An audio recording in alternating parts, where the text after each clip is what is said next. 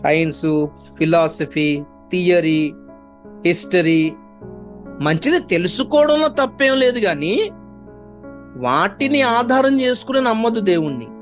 ఎవరైనా రుజుపరుస్తానన్నా వద్దులేండి అనాలి, నేను నమ్ముతున్నానన్నా అనాలి. రుజుపరచకుండానే నమ్మాలి ప్రియులారా. రాముడు సీతని అగ్ని పరీక్ష అడిగాడంట, ఆమె పవిత్రురాలా కాదా అని. కానీ యేసయ్య సంఘాన్ని నమ్మాడు ప్రియులారా. దేవుడు ఆదాము హవ్వల్ని నమ్మాడు, అందుకే చెట్టు చుట్టూ కరెంటు పెట్టలేదు ప్రియులారా. దేవుడు మనల్ని అంత నమ్మినప్పుడు, రుజువు లేకుండా నమ్మినప్పుడు మనం నమ్మొద్దు ఆయన్ని రుజువు లేకుండా. ప్రేమ అన్నిటినీ నమ్మును పౌలు అంటాడు. 1 కొరింథీ 13 ఏముంది అక్కడ? ప్రభువా ఇంకెప్పుడు చేయను ప్రభువా, సారీ ప్రభువా అంటే ఏమన్నాడు ప్రభు? నీ సహోదరుడు తన మారు మనసు పొందితినని 77 మార్లు చెప్పిన నువ్వేమనలే, అతన్ని క్షమించవలెను.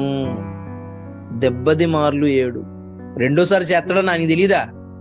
సారీ ప్రభు ఇంక చేయను ప్రభు, సారీ ప్రభు తప్పు అయిపోయింది ప్రభు అన్నప్పుడు ఆయన ఏం చేస్తున్నాడు? ఆయన భవిష్యత్తు తెలిసినా ఏం చేస్తున్నాడు? మనల్ని నమ్ముతున్నాడు. చేయవు కదా నాన్న, ఓకే ఐ ట్రస్ట్ యూ, నమ్ముతున్నాను నాన్న. ఆయన మనలాంటి అపనమ్మకస్తులను ఆయన నమ్మినప్పుడు నమ్మదగిన దేవుడిని నమ్మడానికి మనకి ఏం కష్టం అవుతుందండి అర్థం కావట్లేదు. మాటికి తప్పిపోయే మనల్ని ఆయన నమ్ముతానన్నప్పుడు, మాటికి నువ్వు మాటిచ్చి తప్పిపోయే మనల్ని ఆయన నమ్ముతున్నాను అన్నప్పుడు తెలీదా? యూదా ఇస్కరియోతు తప్పిపోతాడని తెలీదా? ఆయన చేర్చుకున్నాడు, అది ఆయన నమ్మకం.